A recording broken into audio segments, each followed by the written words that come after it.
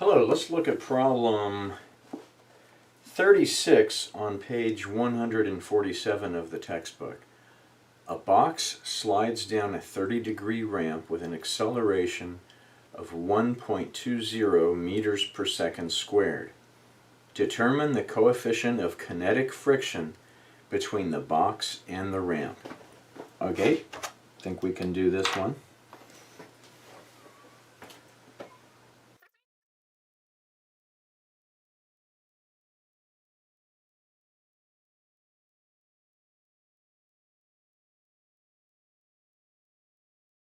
These would be the conditions, and no other forces involved here, no cables or applied force. So, how might we approach this problem? Well, we've done the first part already in drawing a picture. It's obvious that if the block is sitting there, it's probably not going to be accelerating up the ramp. It's fair to say it's accelerating down the ramp. Well, let's assume that this block has some mass m, and because they don't give us a mass, it's probably going to end up canceling out. And let me switch over to my green marker, because green is the color I use for gravity. We know that one force acting on that box is gravity, so we'll call that the force of gravity, which we know is going to be mg newtons. So we've got that one. Now right away we know that we can resolve that downward gravity into a component that's perpendicular to the ramp and parallel to the ramp. So let's go ahead and draw those in. We know that we've got perpendicular to the ramp, we're going to have mg cosine theta. Parallel to the ramp, we're going to have mg sine theta. Since I've drawn those in there, now to be fair, I have to erase that, otherwise it would look like I had twice the weight.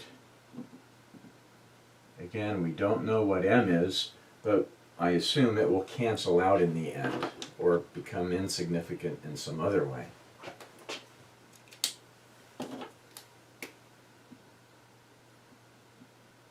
Okay, so we've got the force of gravity accounted for there.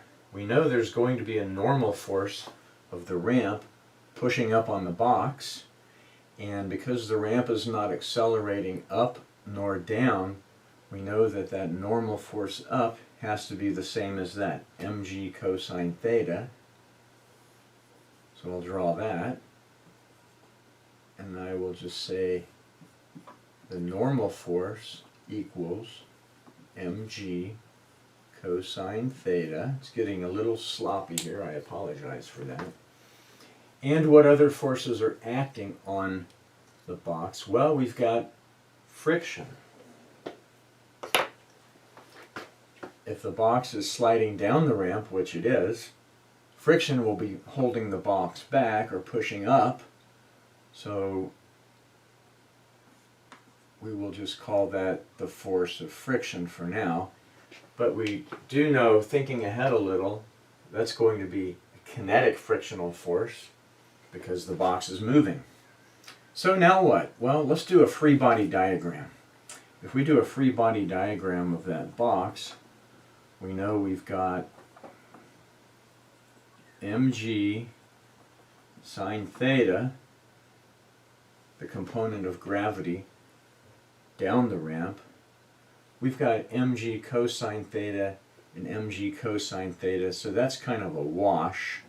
So we'll just draw that in like that. Those are equal. Mg cos theta, mg cos theta. And then going up the ramp, we've got the force due to friction, which we do not know. We do know that the box is accelerating. So we can write Newton's second law, which is the net force equals the mass of the object times the acceleration of the object Well, we know the acceleration of the object is 1.20 meters per second squared. So we can say the net force equals mass of the object times 1.20 meters per second squared. We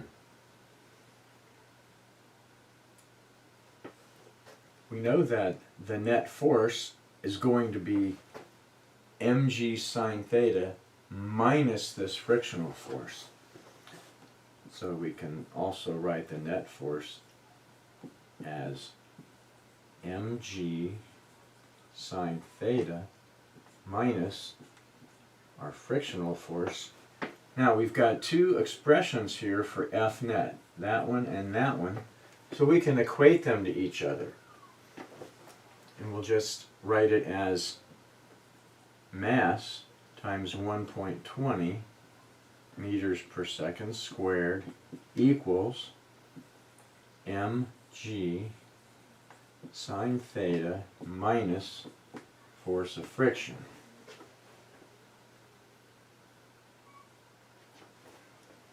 Let's solve that for force of friction. The force of friction will equal mg sine theta minus mass times 1.20 meters per second squared. We're running out of whiteboard. All appears to be lost. However, we'll move to the left side.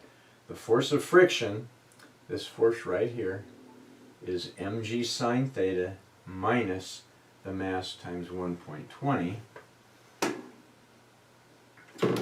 We also know the normal force is mg cosine theta,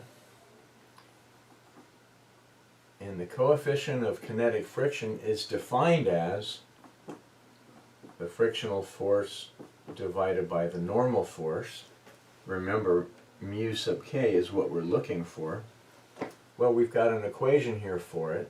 We can substitute in some numbers.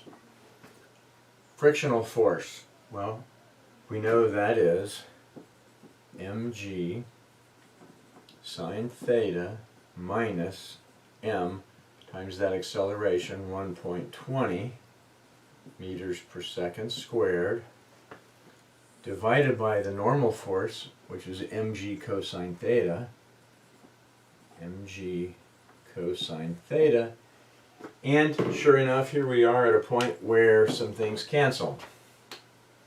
That mass, and that mass cancel out nicely.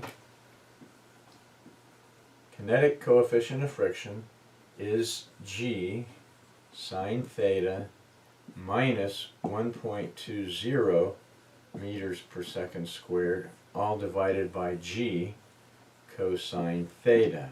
Now let's substitute in some numbers.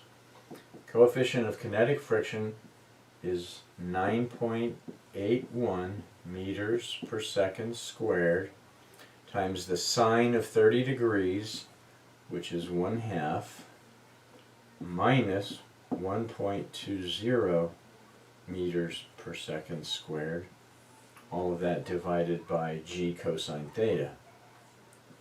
9.81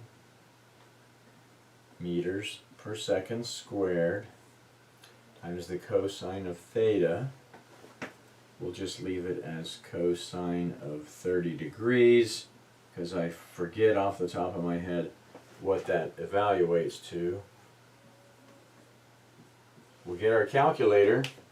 Here we are with our calculator evaluating that expression, so I will read them off as I punch them in. 9.81 times 0.5, enter, minus 1.20, enter, divided by 9.81 divided by cosine 30 degrees, enter, 0.436. 0.436. The coefficient of friction is unitless. Now let's look at significant figures in the problem. Okay. A box slides down a 30.0 degree ramp, so 30.0 has 3 significant figures, with an acceleration of 1.20 meters per second squared. Another case of 3 significant figures. So I'm going to leave my answer as 3 significant figures. Coefficient of kinetic friction, 0.436. That's the answer, folks, and it seems reasonable.